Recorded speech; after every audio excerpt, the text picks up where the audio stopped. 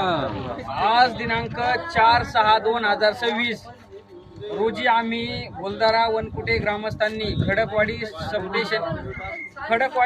Substation येथे सकाळी 11 वाजल्यापासून तर आता 6 वाजलेत, 6 वाजेपर्यंत आम्ही ठिय्या आंदोलन केलं आणि आमच्या असलेल्या प्रमुख मागण्या त्या ठिकाणी प्रमुख मागणी पहिली आहे, कमी दाबाने वीज पुरवठा होतो, ही पहिली मागणी होती। त्यानंतर वारंवार ट्रेपिंग व्हायचं, म्हणजे वारंवार ट्रप व्हायचं, झटके मारायची लाईट।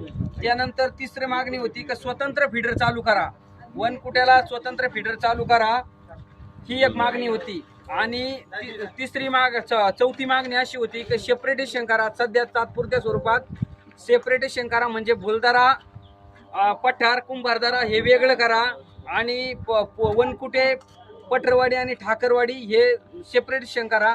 तर त्यामध्ये डिपार्टमेंटनी आमच्या सर्व मागण्या जवळजवळ मान्य केलेल्या आहेत।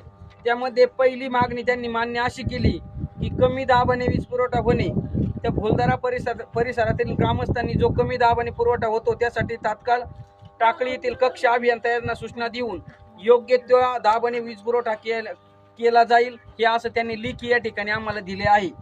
त्याचप्रमाणे 11 केव्ही फीडरवर होणाऱ्या ट्रिपिंग बाबत, म्हणजे जे भोलदारा परिसरात ज्या 11 केव्ही फीडरवर वारंवार ट्रिपिंग येतात त्यासाठी लाईनवर पेट्रोलिंग करण्यासाठी त्या ठिकाणी त्यांनी माणसं नियुक्त केले जातील आणि सर्व फॉल्ट काढण्यासाठी संबंधित वायरमन व टाकळी कक्षाचे लाईनमन यांना आदेश केलाय आणि येत्या 3 दिवसात सदर फीडरवर ट्रॅपिंग कमी करण्यासाठी प्रयत्न केले जातील, या ठिकाणी साहेबांनी लेखी दिलेला आहे। तसेच वनकुटे एजी व भोलदारा एजी स्वतंत्र फीडर करणे याबाबत मागणी केलेली होती। तर वनकुटे एजी भोलदारा एजी स्वतंत्र फीडर करण्यासाठी हे जे अंदाजपत्रक आहे ते 4 ते 5 दिवसात वरिष्ठ कार्यालयात पाठवण्याबाबत टाकळी कक्षाचे कक्ष अभियंता यांना आदेशित करण्यात आलेले आहे। सदर अंदाजपत्रक मंजुरीसाठी विभागीय कार्यालयात पाठवून मंजुरीसाठी पाठपुरावा केला जाईल, जेणेकरून आपल्या परिसरातील शेतकऱ्यांना सुरळीत वीज पुरवठा मिळेल। यासाठी आपण सर्व ग्रामस्थांच्या सहकार्याची अपेक्षा, हे आमचे मुद्दे त्या ठिकाणी मान्य केलेले आहेत। तरी आमची सर्व ग्रामस्थांची मागणी आहे, येत्या 4 ते 5 दिवसात हे सर्व प्रॉब्लेम सॉल्व्ह झाले नाही तर आम्ही पारनेर